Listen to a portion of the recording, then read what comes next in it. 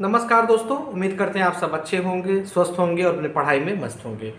दोस्तों, पिछले वीडियो में आप सबके बहुत सारे सवाल आ रहे थे कि सर प्रिपरेशन कैसे करें केबीएस की, सर जेएसए की तैयारी कैसे करें, सर पीआरटी की तैयारी कैसे करें, इस बार एग्ज़ाम का पैटर्न क्या होगा, तो कहीं प्री या मेन तो नहीं होगा या फिर कैसे क्या होगा। मतलब ढेर सारे आपके सवाल आ रहे थे उस वीडियो के रिगार्डिंग।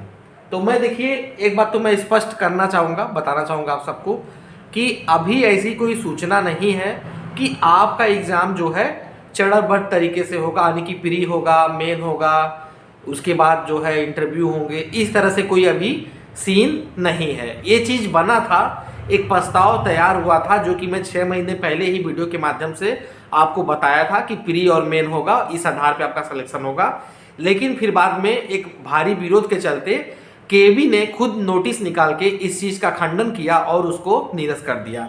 मतलब वो प्रस्ताव तो बना था, लेकिन फिर उस प्रस्ताव पे सहमति नहीं बन पाई, तो उसको आगे कंटिन्यू नहीं किया जा सका। ठीक है, अब बात ये आती है कि सर तैयारी कैसे करें, और मान लीजिए एग्ज़ाम के फॉर्म इधर भरने शुरू हो जाएंगे, तो अपनी प्रिपरेशन किस मोड में करें और कैसे करें हमारा सिलेक्शन हो जाए।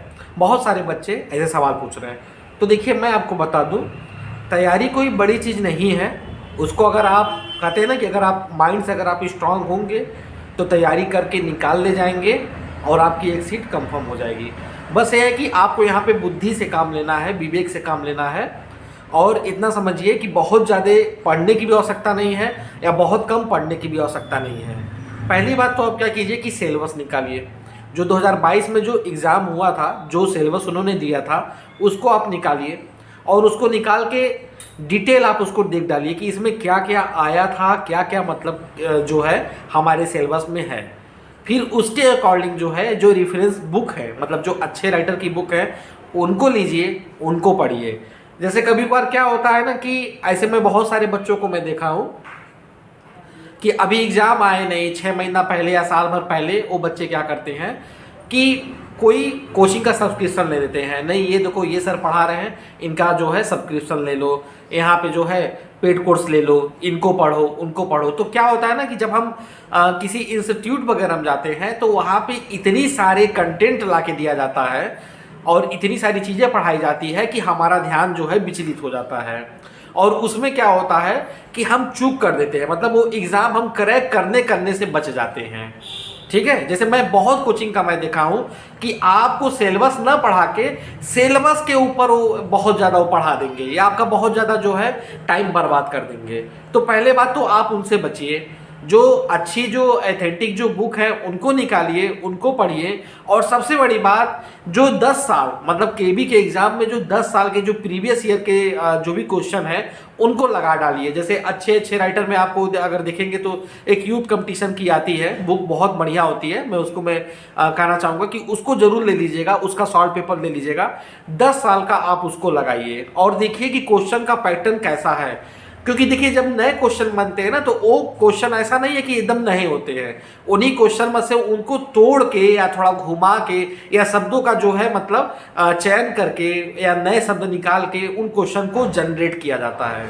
तो आप उसी के अकॉर्डिंग अपनी तैयारी कीजिए और जो प्रीवियस ईयर के जो क्वेश्चन है उनको जरूर से लगाइए। बस यही मैं इतना कहना चाहूँगा। तो ऐसा कोई घबराने वाली बात नहीं है और ऐसा बहुत ज़्यादा सोचने वाली बात नहीं है। इधर उधर आप जो है मिसगाइड मत होइए। अच्छी किताब लीजिए, उसको पढ़िए, थोड़ा ही पढ़िए, 2 घंटा ही पढ़िए, 4 घंटा ही पढ़िए, लेकिन ये कि उतना पढ़िए कि जो आपके माइंड में यहाँ पे छप जाए।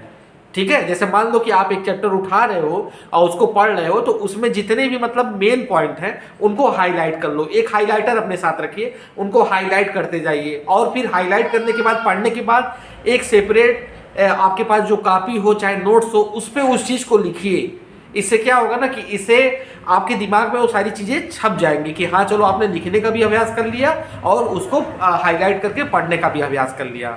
और 10 साल के जो प्रीवियस ईयर में जो क्वेश्चन आए हैं उन क्वेश्चन को पढ़िए, उनमें तालमेल बैठाइए कि देखो अगर 2018 में अगर ये क्वेश्चन दिया है तो देखो 21 में कैसा क्वेश्चन ये दिया है, दोनों में क्या सिमिलरिटी है और क्या यहाँ पे जो है मैच नहीं कर रहा है। इसमें ईयर पूछा है तो इसमें क्या पूछ रहा है, इसमें आथर का नाम पूछा है तो ये कैसे घुमाया है। तो मतलब उस चीज़ों को ना उनके टेक्निकल पॉइंट को पकड़िए। जब आप उनको पकड़ लेंगे तो निश्चित तौर पे जो है कि आपको क्वेश्चन करने की इतनी अच्छी पोटेंसी मिल जाएगी कि आप आराम से एग्जाम में आंख मूंद के लगाते जाएंगे। और इतना मान लीजिए कि 10% जो बच्चे होते हैं ना जो एग्जाम जो क्रैक करते हैं उनके अंदर यही टैक्टिस बहुत बढ़िया होती है, और बाकी जो 90% होते हैं वो बच्चे क्या होते हैं, वो मिसगाइड होते रहते हैं कि चलो आज ये फलाना सर के यहाँ मैं पढ़ा तो ये मैम बहुत बढ़िया पढ़ाती हैं, इनसे मैंने पढ़ा, इनका नोट्स लिया तो वहाँ से मैंने सवाल पेपर खरीदा, वो मैम का 10 साल का उनका लगाया, 5 साल का इनका लगाया। फिर वो क्या होता है